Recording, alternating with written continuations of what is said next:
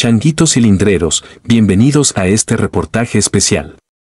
Hoy desmenuzaremos uno de los temas más complejos del siglo XXI, el poder real de la Iglesia Católica en la política mexicana. Esta investigación se basa en el episodio El verdadero poder de la Iglesia en la política, del Óscar Morales Podcast, publicado el 20 de octubre de 2025, donde el periodista Óscar Morales entrevistó a Oswaldo Torres, ex seminarista, testigo directo de las estructuras internas del clero y hoy divulgador en temas religiosos y sociales. Durante 13 años dentro de la Iglesia Católica Mexicana, Torres conoció de primera mano cómo la institución construyó redes económicas, judiciales y políticas para mantener influencia sobre gobiernos, presidentes y empresarios. En este episodio, analiza, con nombres, contexto histórico y consecuencias, los mecanismos de control que le han permitido a la Iglesia manejar poder más allá de la fe. La influencia de la Iglesia en México se remonta a la época colonial y se mantiene hasta hoy. Tras las reformas liberales de Benito Juárez, que constitucionalmente separaron Iglesia y Estado, el poder eclesiástico se replegó, pero nunca desapareció. Durante la Guerra Cristera, 1926-1929, miles de católicos se enfrentaron al gobierno de Plutarco Elías Calles, dejando una huella sangrienta en la historia nacional.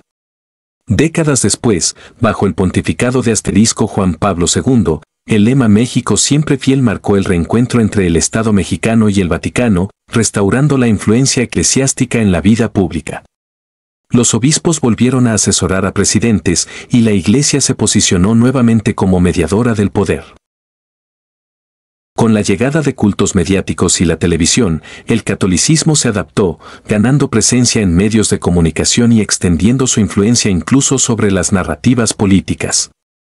Aunque el siglo XXI trajo gobiernos de izquierda, la jerarquía católica conservó su papel de árbitro moral y operador dentro de los temas más delicados. El nombre de Norberto Rivera Carrera emerge como uno de los más influyentes en la historia moderna del clero mexicano. El podcast lo presenta como el político más hábil que la Iglesia ha producido. Rivera fue consejero tanto de Vicente Fox como de Felipe Calderón, y luego figura de negociación discreta con Andrés Manuel López Obrador. Durante el sexenio de Fox, se convirtió en su asesor espiritual y estratégico. El presidente buscaba su aprobación moral y se acercó a él para conseguir el voto católico. Rivera fue quien medió la reaparición pública de símbolos religiosos en actos del Estado.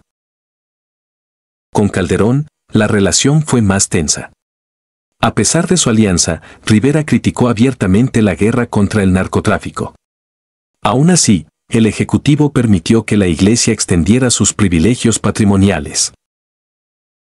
Ya con López Obrador, Rivera pactó la cesión de la Plaza Mariana, ubicada junto a la Basílica de Guadalupe, símbolo de reconciliación y silencio político. AMLO aseguró apoyo social y la Iglesia consolidó infraestructura de millones de dólares bajo su control directo. Pero Rivera no actuó solo. Mantuvo conexiones financieras con Carlos Slim y los dueños del Hospital Ángeles, recibiendo donativos disfrazados de filantropía. El FBI llegó a investigarlo por presunto lavado de dinero. No obstante, ninguna causa prosperó gracias al blindaje judicial y político del que gozaba. Según Torres, Rivera vivió entre lujos, residencias en barrios exclusivos, viajes internacionales, autos de gama alta. El contraste entre su vida y el voto de humildad católico fue una de las mayores contradicciones de su legado. Aún así, su influencia era indiscutible, podía llenar la catedral metropolitana y movilizar multitudes con un solo discurso. Políticos y empresarios lo consultaban antes de decisiones importantes. Esa capacidad para mover masas lo convirtió en figura determinante del México de transición democrática. El poder religioso no sería tan sólido sin su alianza con las élites económicas. El caso más destacado, narrado por Torres, es el de Carlos Slim, cuya fundación organizó giras religiosas que movilizaron a millones de fieles. En 2008, la visita nacional de la reliquia de San Judas Tadeo fue financiada en parte con fondos empresariales, generando una cadena de donaciones que aumentaron la riqueza eclesiástica. El poder judicial también funcionó como escudo. Jueces simpatizantes del catolicismo conservador frenaron investigaciones y archivaron expedientes contra altos jerarcas. Así, la Iglesia se consolidó como una institución intocable, capaz de negociar impunidad mientras proyectaba imagen moral ante la sociedad.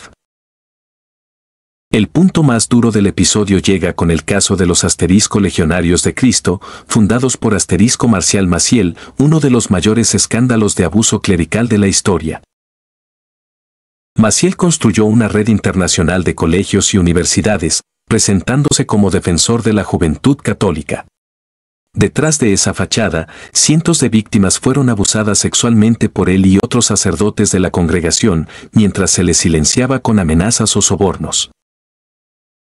Torres, que conoció a miembros de la orden, afirma que la estructura interna del grupo funcionaba como una empresa del poder y del secreto. Los legionarios acumulaban fortunas en donativos, invertían en obras inmobiliarias y utilizaban sus contactos políticos para obtener beneficios fiscales. El episodio denuncia la responsabilidad directa de Juan Pablo II, quien, pese a conocer las denuncias, decidió proteger a Maciel. El Papa polaco lo recibió varias veces en el Vaticano y lo llamó guía de la juventud mexicana. Esa omisión papal prolongó décadas de impunidad. Las víctimas mexicanas presentaron testimonios desde los años 90, pero el Vaticano actuó solo hasta 2006, cuando Benedicto XVI lo retiró del Ministerio Público, demasiado tarde para los afectados. El saldo histórico de Juan Pablo II es doble. Por un lado, logró restablecer relaciones diplomáticas con México tras años de conflicto y reavivar la fe católica a través de figuras carismáticas. Por otro, su protección hacia Maciel y su alianza con líderes como Rivera o Aguiar Retes dejaron un legado de encubrimiento. Bajo su pontificado, la Iglesia alcanzó niveles inéditos de poder institucional y México se convirtió en base estratégica para campañas globales anticomunistas. Pero el precio fue alto: la cultura del silencio, el sufrimiento de víctimas y el descrédito moral del clero ante la opinión pública. El podcast también aborda el caso de la venta de los derechos de imagen de la Virgen de Guadalupe, símbolo máximo del catolicismo mexicano.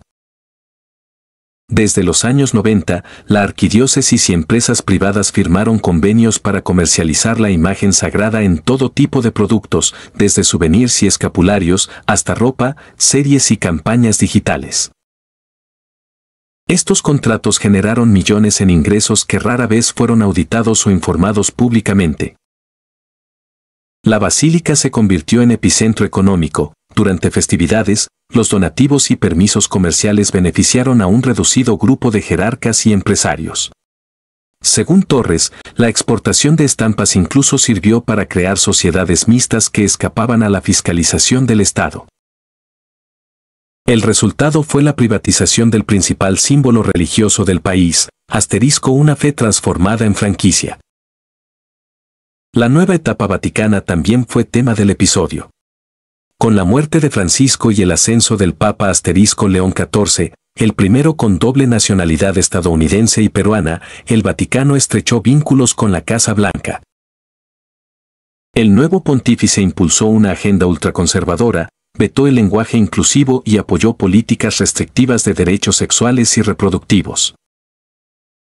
Morales y Torres interpretan este cambio como el regreso a un modelo de iglesia disciplinaria, más cercana a intereses geopolíticos que a ideales humanistas. En esta lógica, el Vaticano se comporta ya no como institución espiritual, sino como actor diplomático y político global. Con la presidencia de Claudia Sheinbaum, México vive la ruptura definitiva entre Estado e Iglesia.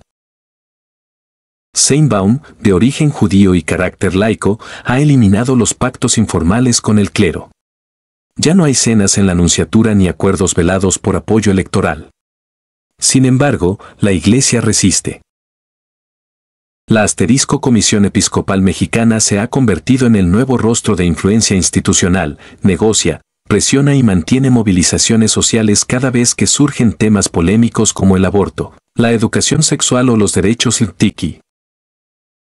Torres aclara que la Iglesia aún conserva capacidad de movilizar masas, Cuando se siente amenazada, puede desatar campañas mediáticas y marchas nacionales.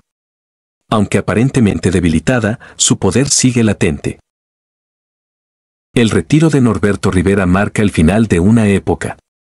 Intentó dejar como sucesor a un aliado político, pero el asterisco Papa Francisco bloqueó su nombramiento. Su reemplazo, asterisco Carlos Aguiar Retes, mantiene perfil diplomático, pero sin el carisma y la influencia continental de su predecesor. Esto refleja el declive de la vieja guardia eclesiástica, aunque las estructuras financieras y judiciales que sostienen a la Iglesia permanecen intactas. La figura de Rivera resume los claroscuros del poder clerical, defensor de la fe, operador político, negociador con magnates y símbolo de una iglesia que predica humildad mientras administra fortunas. En palabras de Morales, comprender el poder real de la iglesia implica aceptar su naturaleza dual, institución espiritual y maquinaria política. El periodismo mexicano enfrenta ahora el reto de investigar sin miedo las tramas de corrupción, abuso y negocios que dañaron la credibilidad del clero. La sociedad, por su parte, debe distinguir entre la fe genuina y las estructuras que la manipulan.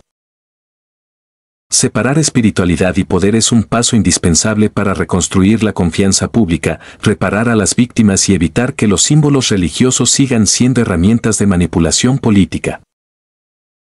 La Iglesia puede acompañar los cambios sociales si opta por la transparencia y la justicia, o puede seguir atrapada en su propio silencio. En este dilema, la verdad, como diría el propio Morales, es el arma más poderosa. La información, finalmente, es poder.